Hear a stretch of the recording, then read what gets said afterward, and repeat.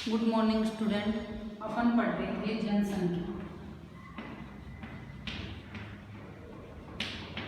जनसंख्या में कल अपन ने पढ़ा था जनसंख्या का महत्व। आज है जनसंख्या वृद्धि।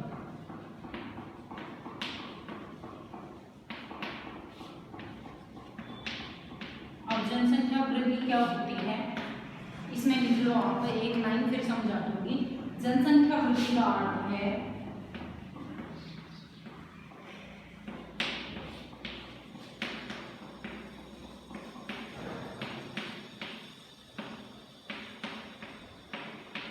है कि किसी विशेष समय में, जनसंख्या वृद्धि का अर्थ है किसी विशेष समय अंतराल में कि किसी विशेष समय अंतराल में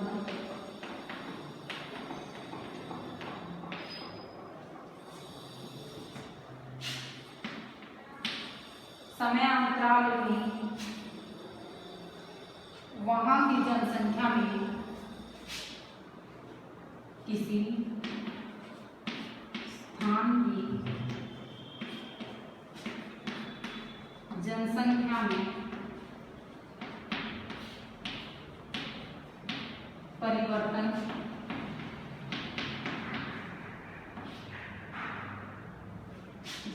में परिवर्तन जनसंख्या वृद्धि कहलाता है। जनसंख्या वृद्धि कहलाता है। आगे समझिए जनसंख्या वृद्धि किसे कहते हैं। जनसंख्या वृद्धि का अर्थ है कि किसी विशेष समय अंतराल में। अब समय अंतराल से क्या मतलब है कि अपने यहाँ जनगणना कितने वर्षों में होती है, 10 वर्ष के अंतराल में जैसे जनगणना होती है। अब जैसे लास्ट जनगणना कब हुई थी, 2011 में, उससे पहले 2001 में। अब किसी स्थान की जनसंख्या में परिवर्तन, उसकी जनसंख्या में जो क्या परिवर्तन हुआ है उसे जनसंख्या की वृद्धि कहते हैं। अब इसमें देखो परिवर्तन किस प्रकार से, जैसे 2011 की जनसंख्या कितनी है, 2011 की जनगणना के अनुसार अपनी जनसंख्या कितनी है, 121 करोड़ के लगभग, ठीक है। अब 2001 में कितनी थी, 102 करोड़। अब इनमें अंतर कैसे निकालेंगे, इस जनसंख्या में से ये जनसंख्या घटा देंगे। अब 102 में से 121 घटाएंगे तो लगभग कितना आ गया, 19 आ गया ना।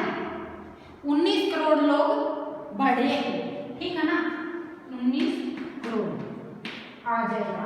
अब 19 करोड़ लोग बढ़े हैं, इसका मतलब क्या हुआ कि 102 से 121 तक 19 करोड़ लोग बढ़े हैं। तो बढ़ने की जो वृद्धि हुई है उसे क्या कहेंगे, जनसंख्या वृद्धि दर। अब जनसंख्या वृद्धि दर किसे कहेंगे, जनसंख्या वृद्धि दर कैसे मापी जाती है। अब इसको हमेशा, जनसंख्या वृद्धि है, इसको प्रतिशत में व्यक्त किया जाता है, प्रतिशत। अब कितने प्रतिशत वृद्धि हुई, इसका मतलब क्या हुआ, 19% वृद्धि हुई है, ठीक है ना, 19% वृद्धि हुई है। तो इस आगे समझ में जनसंख्या वृद्धि किसे कहते हैं। जनसंख्या वृद्धि से तात्पर्य है किसी विशेष समय अंतराल में वहां के उस क्षेत्र की जनसंख्या में जो परिवर्तन होता है उसे जनसंख्या वृद्धि कहते हैं। इसे प्रतिशत के द्वारा व्यक्त किया जाता है। अब जैसे 2001 की जनगणना को 2011 की जनसंख्या में से घटा दिया जाता है तो जनसंख्या की वृद्धि दर अपन को प्राप्त हो जाएगी। अब इसमें देखो, इसको दो प्रकार से व्यक्त किया जाता है। पहला है सापेक्ष वृद्धि, इसको दो प्रकार से व्यक्त किया जाता है। पहला है सापेक्ष, दो प्रकार से निकाला जाता है। पहला है सापेक्ष वृद्धि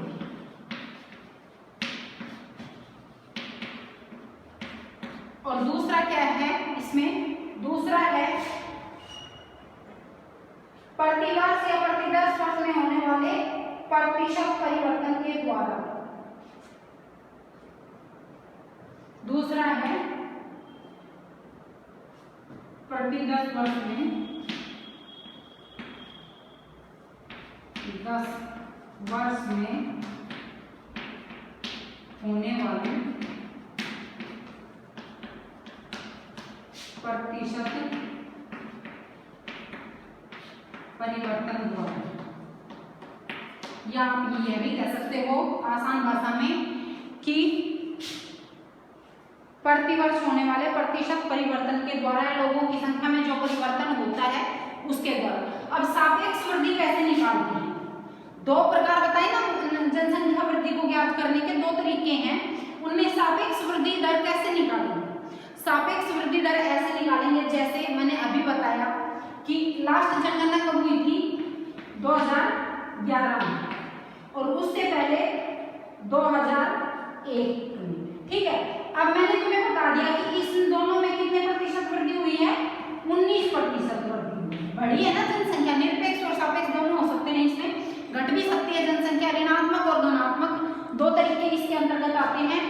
ऋणात्मक में तो जनसंख्या में अगर घटोतरी होती है, घटती है जनसंख्या, तो ऋणात्मक हो जाएगी वृद्धि दर, और धनात्मक में अगर जनसंख्या में बढ़ोतरी होती है तो वो धनात्मक हो जाएगी। ठीक है, अब सापेक्ष वृद्धि में क्या करते हैं अपन ने ये तो कह दिया, अभी मैंने बताया था ना कि 2011 की जनगणना 121 करोड़ लोग हैं जनसंख्या। अब 19% वृद्धि हुई है। अब कब? 2011 में 19% वृद्धि हुई ना लोगों में। किसके सापेक्ष हुई? यह 2001 के सापेक्ष हुई। यह तो अपन ने नहीं कहा कि 1991 के सापेक्ष हुई। मतलब ये है कि किसके सापेक्ष, जैसे इससे पहले जनगणना कब हुई थी उसके सापेक्ष अपन आंकड़े उपलब्ध करवाते हैं ना। जैसे इससे पहले 1991 में, फिर 1981 में, हर 10 साल में जनगणना होती है ना, तो वो वृद्धि दर ऐसे निकाली जाती है।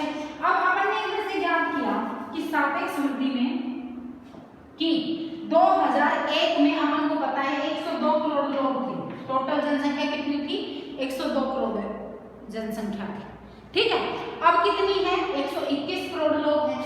तो इससे क्या पता लगता है कि अपन ने तुलना की ना कि 2001 के सापेक्ष जनसंख्या में 19% वृद्धि हुई है 2011 में। किसके सापेक्ष का मतलब होता है किसी से जैसे प्रॉपर तुलना करना।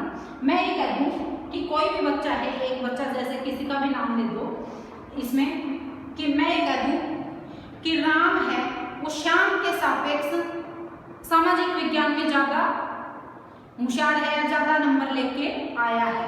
अब मैंने पूरी क्लास में तो नहीं कहा कि पूरी क्लास में श्याम के नंबर ज्यादा आए हैं, राम के नंबर ज्यादा आए हैं। मैंने दो की तुलना की ना, किसके?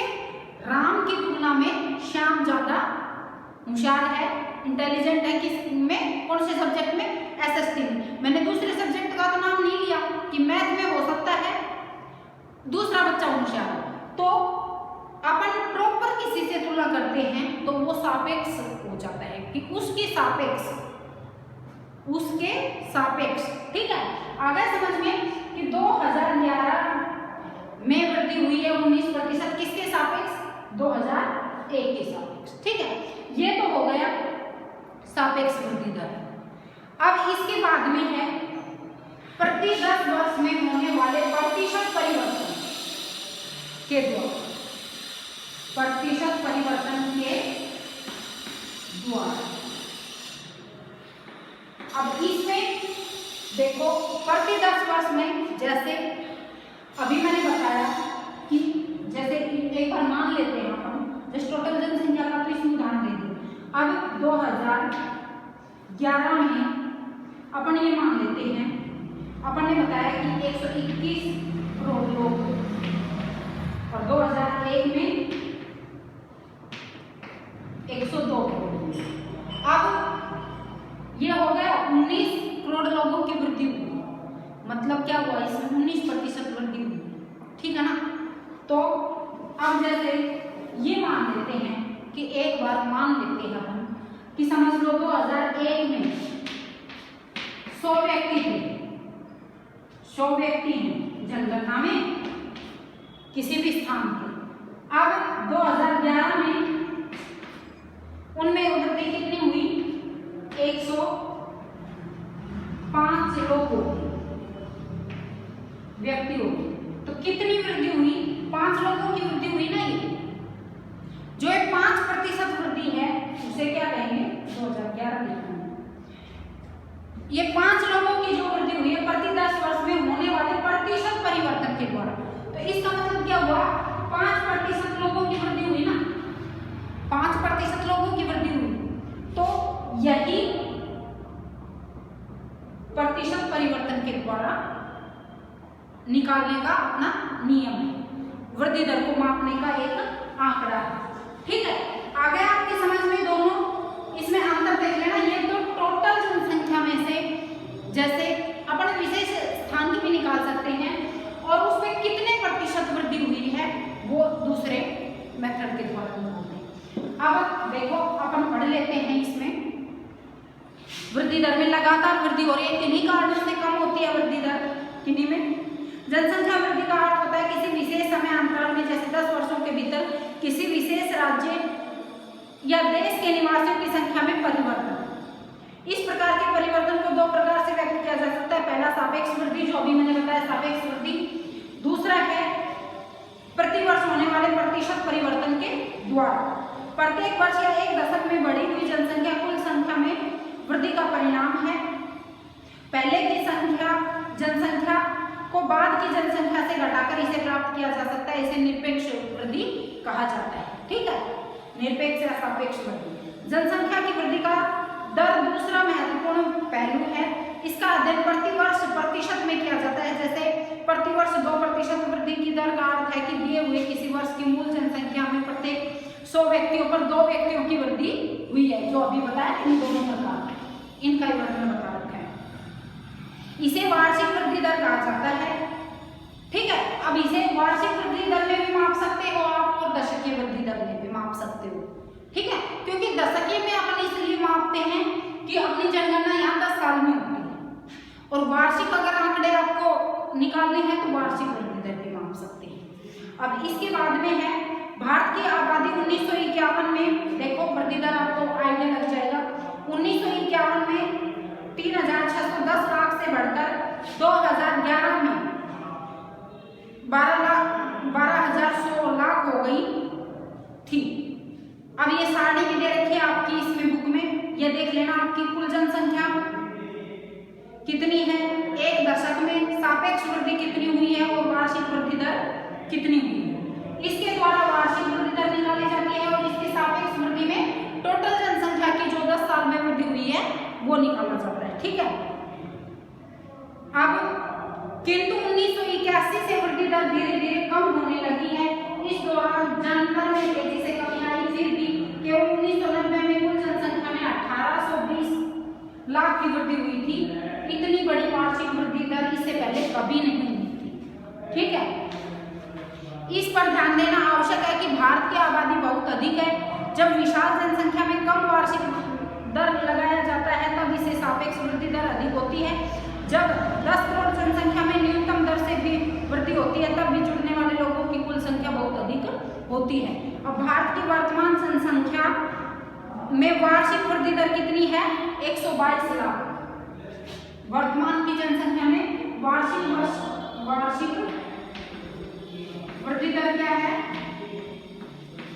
122 लाख।